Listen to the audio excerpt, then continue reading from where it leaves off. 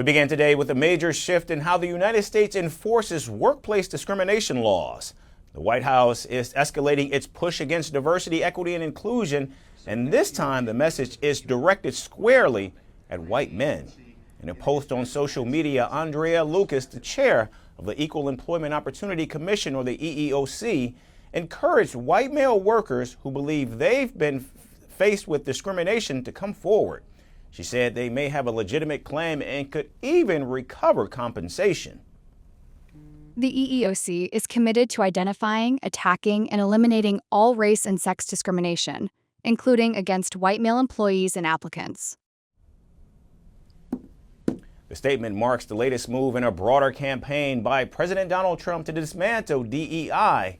It also reflects the administration's push towards reframing civil rights enforcement around what the White House calls merit-based opportunity.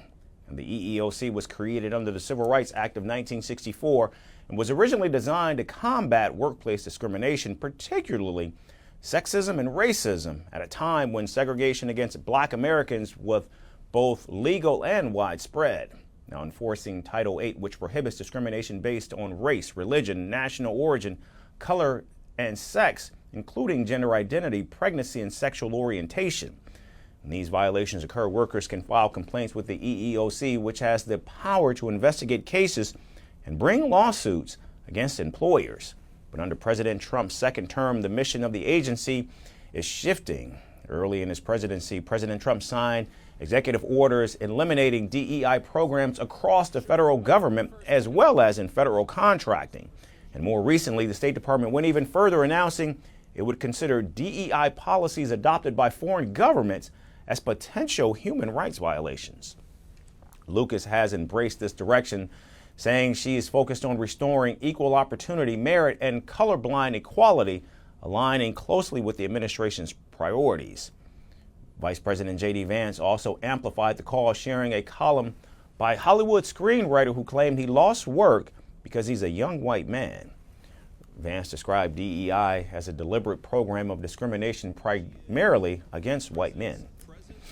This is why the Trump administration has so dedicated itself to eradicating racist discrimination. We've eliminated funding for DEI, required government grantees to certify that they're not engaged in DEI, and fired a number of DEI employees. For too many Democrat leaders, racial discrimination was bad unless it targeted white men. This was an injustice, plain and simple.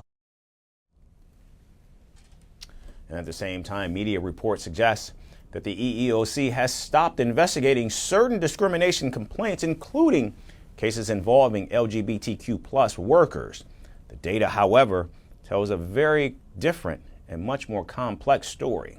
A study from the University of Massachusetts Amherst found that African American employees filed discrimination complaints with the EEOC at a rate of 195 times higher than white employees. And as the debate intensifies, one thing is certainly clear. The meaning of workplace fairness in America is now being redefined, and that redefinition may ultimately determine who the law is seen to protect, and more importantly, why. I was born into privilege, but I sold myself as the voice of the poor. I led a revolution in the mountains and marched into Havana as a hero. I promised freedom, equality, dignity. What I built was a one-party state. I survived invasions, embargoes, and enemies, but my people survived shortages in silence. Some called me El Comandante. History calls me something else. A dictator. Who am I?